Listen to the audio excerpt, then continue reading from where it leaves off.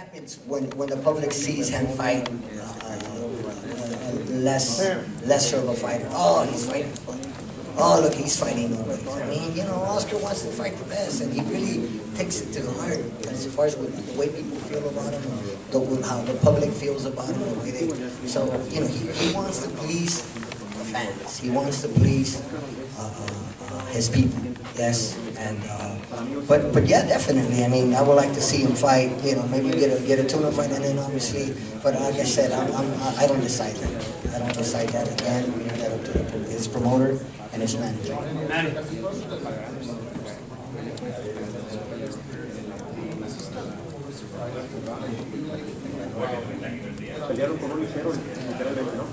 You know what, Oscar, he listened in the corner. If you notice, there were rounds where he didn't sit there and bang. I mean, he actually boxed. He actually stick and move, beat him to the punch, stepped under, good lateral movement. There was a lot of good things Oscar did as far as boxing is concerned, correct? But then again, you know, he'll sit in the pocket and he'll go to the body and he'll bang with the fighter but just understanding that you have to be able to, as a coach, dictate the situation, yes? Fight.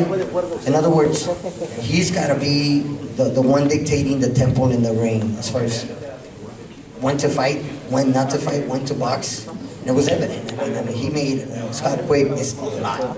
But again, Scott Quigg, man, he's a warrior. Come on, man. If anybody hasn't seen Scott Quigg fight before, he's going to be on your ass from round number 1 to round number 12. So he's been in lots of wars and he's used to this. So it doesn't surprise me that Scott fought this one. Manny, what was going through your mind in the 5th round when it looked like Quigg had Valdez momentarily hurt? Did you think that moment happens without the weight advantage? You know what? Maybe, because that's a lot of weight that you're carrying. Come on, it's just, I mean, when Oscar caught the guy, he stuttered Scott, but momentarily, and he came right back at him. And he caught him several times, with, you know, to the head, to the body, and he took his punches very well, better than anyone else ever has.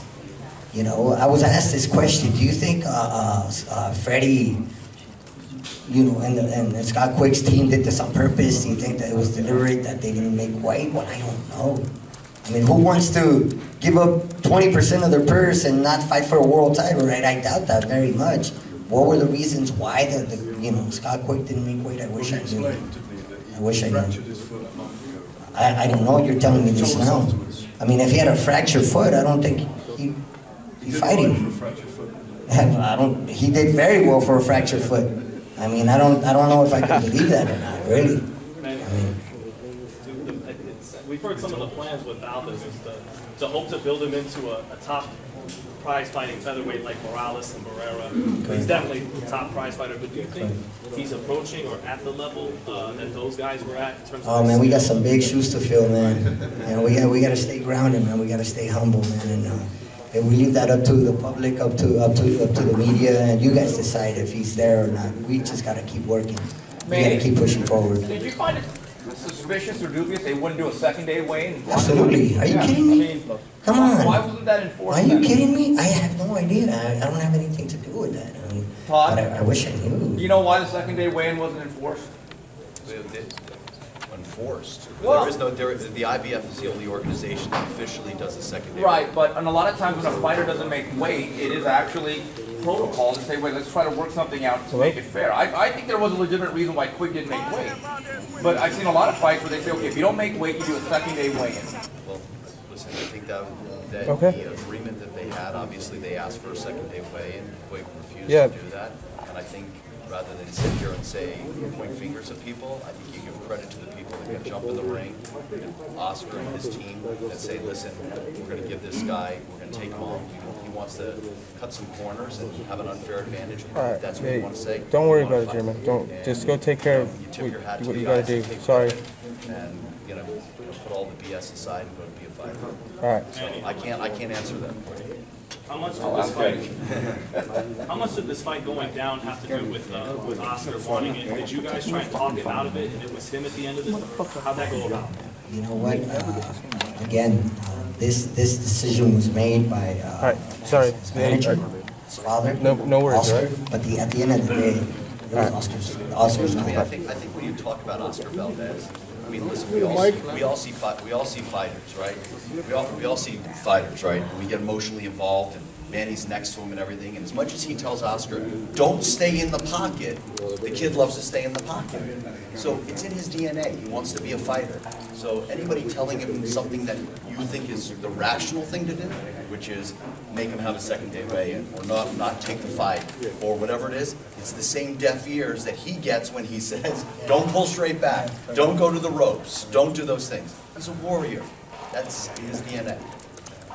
Manny, you mentioned that Oscar has been in many awards. His last two fights with Sarvania, and there's one before that.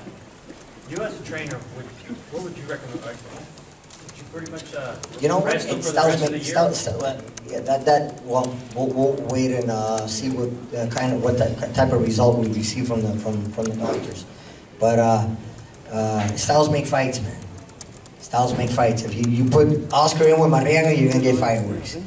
With Hennessy Cervania, studying the tape, you're gonna get fireworks. Put him in with me, you'll put on fireworks. And then again with Scott Quigg, you could put him in with Scott Quigg. Come on, it was a given. You all knew you were gonna get fireworks.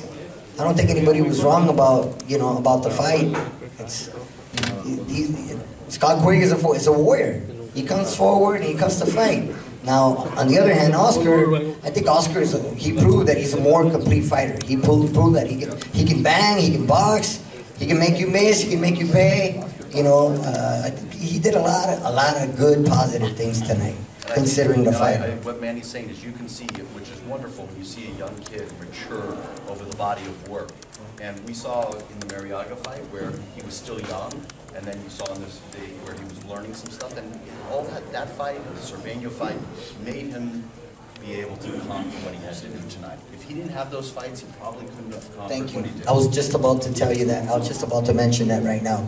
If Oscar doesn't have the Marriaga fight and the Cervania fight, maybe Oscar wouldn't have gone past 6, 7, 8 rounds. Right. But it was due to those fights that Oscar was able to go 12 rounds the way he did today. These type of, sometimes, everybody likes to see knockouts.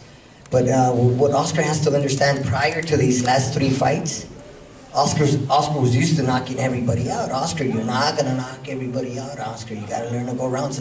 It's so valuable to go into deep waters and go 12 rounds, because at the end of the day, that's what those fights, that's what they got us here.